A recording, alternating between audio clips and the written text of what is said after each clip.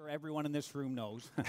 Doug Dietz was an engineer who worked on and designed MRI machines, and putting them into hospitals and all of this. And he would go around and he would kind of inspect and see how the machines were doing and make sure that everything was functioning right. And he went into one of the hospitals to inspect one of the machines that he had basically designed and put together.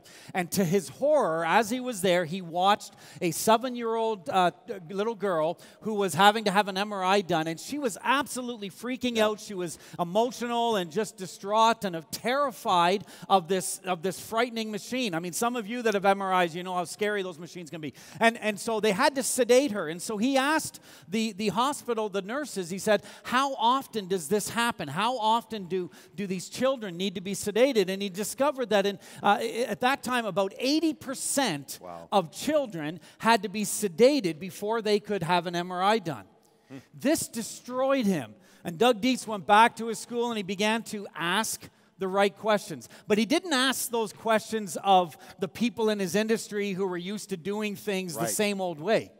He went to some kindergarten teachers, and he went to some early child care workers, and he asked them, what could I do differently in these MRI units in order to put at ease these children? And so they began to suggest, and they came up with, and they answered and helped him shape and change the industry around MRI units. They began to paint the walls of these units like pirate ships and fun air balloons and all kinds of things, and the kids would be told, you're going to be taking this trip in this pirate ship. And as they began to transform these, they were able to reduce those rates of children that were being sedated from 80% down to 10%.